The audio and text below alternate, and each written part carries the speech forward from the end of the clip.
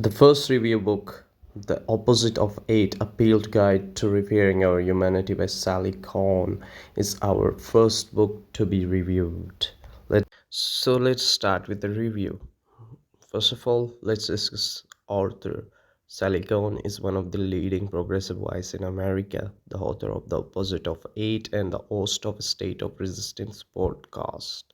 She is also a popular speaker and frequently leads media and speaking skills workshops for grassroots activists and corporate leaders. Now let's get going with the second heading overview. Sally Kohn in this book talks to leading scientists and researchers about trying to evaluate the roots of hate basically in the society. She travels to Rwanda, the Middle East, and across the USA, introducing us to terrorists, white supremacists, and even some of our own Twitter trolls, drawing surprising lessons from these dramatic examples, including unbelievable stories of those who left hate behind. As Khan boldly confronts our own shameful moments, whether it is the girl she bullied as a child or our own deep partisan resentment. She points the way towards change. And no one is more poised to lead us to this wildness of it than Sally Kohn. Her engaging, fascinating, and often funny book will often readers' eyes and hearts. Now let's discuss the takeaways. Now, first takeaway that I have extracted is the capacity for self-deception is in all of us.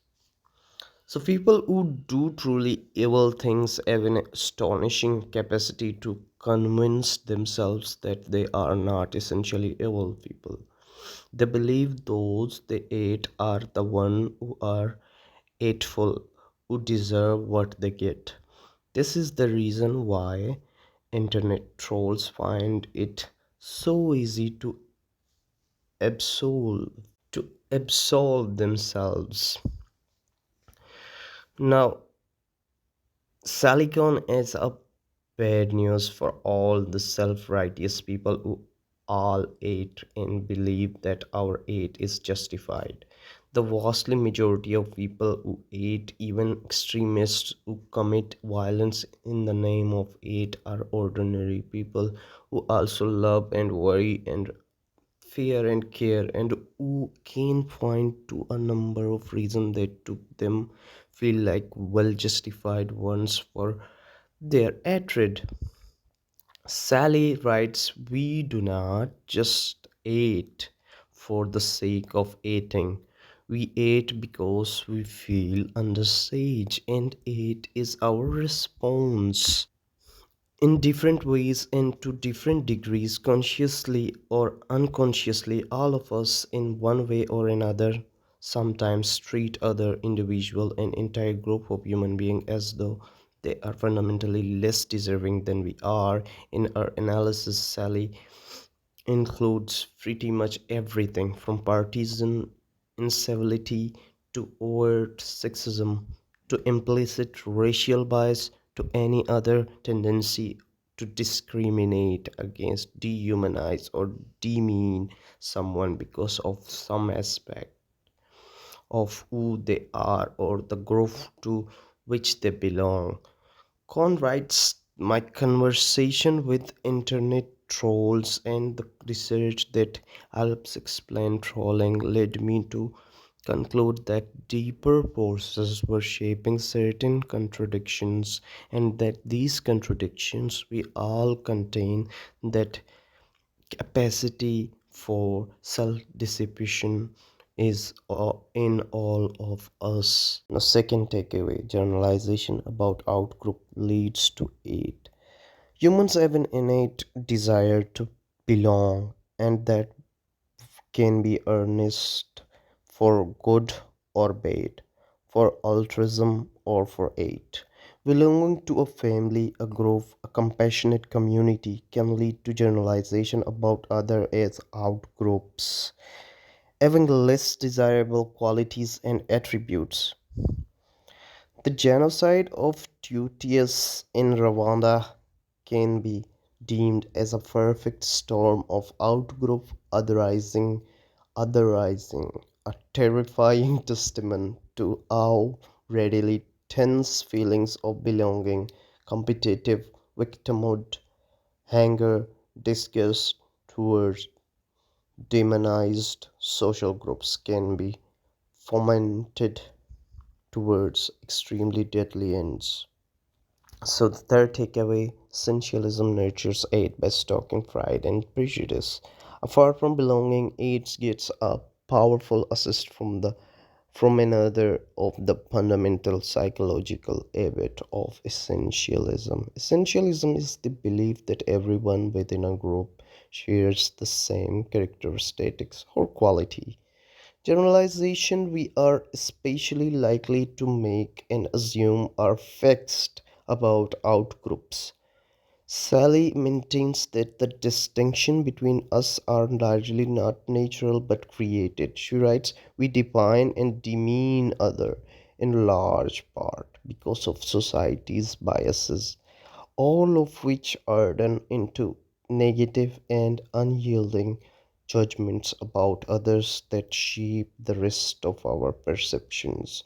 So, for example, sexism is often rationalized by an appeal of essentialism that there are behavioral and qualities that are essentially female versus those that are essentially male.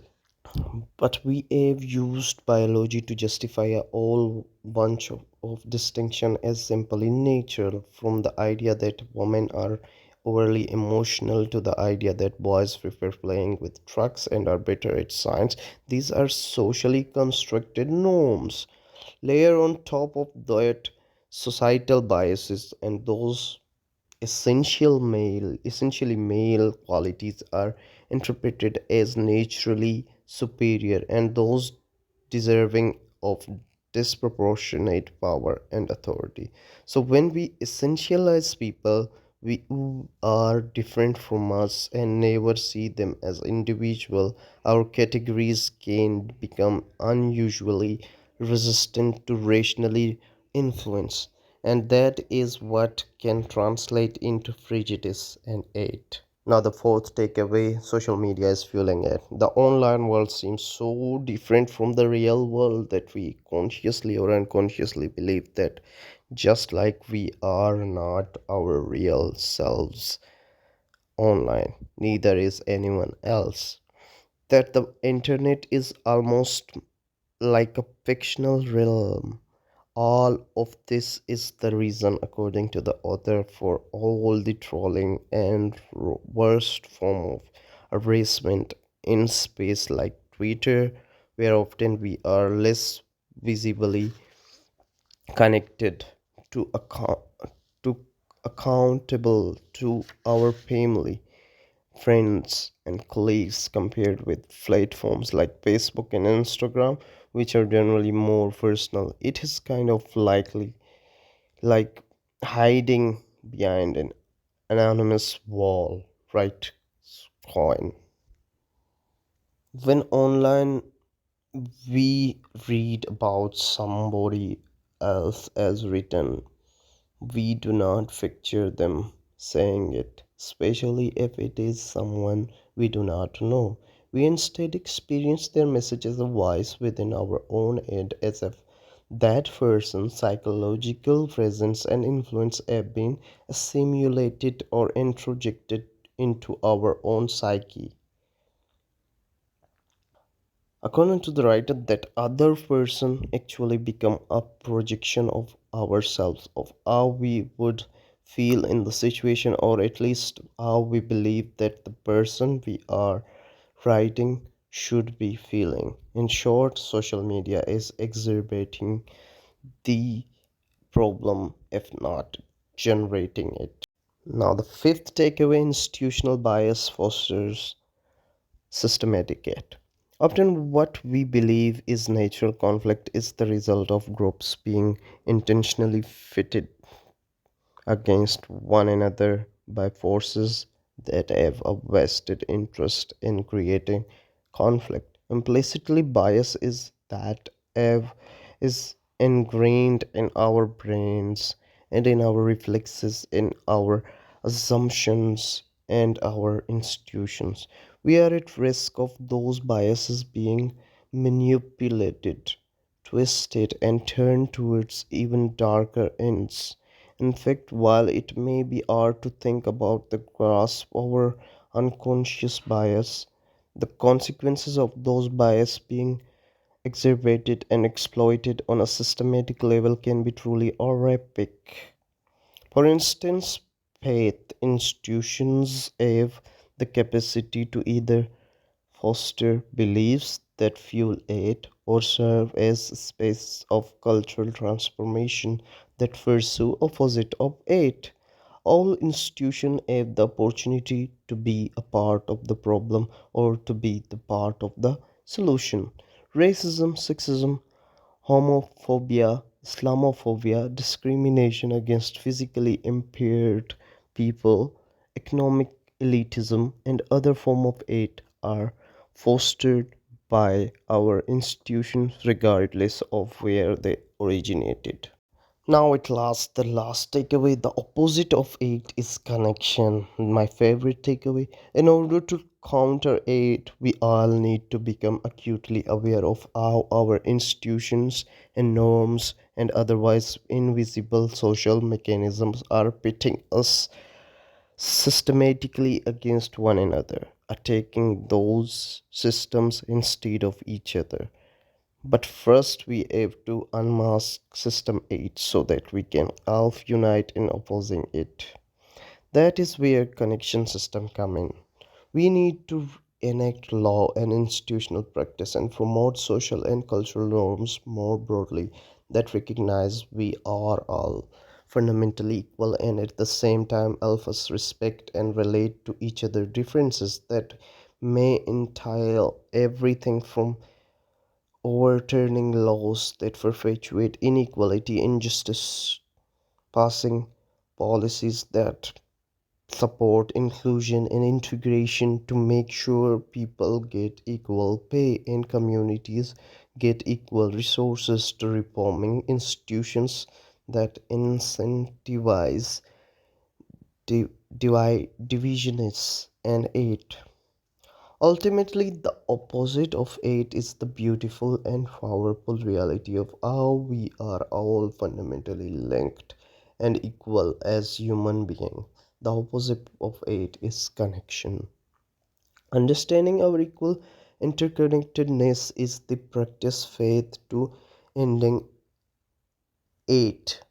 We can relate to each other and to society in general in ways that perpetuate it. So we can spread inclusion and equality and justice by choosing to connect, suggests our writer Sally.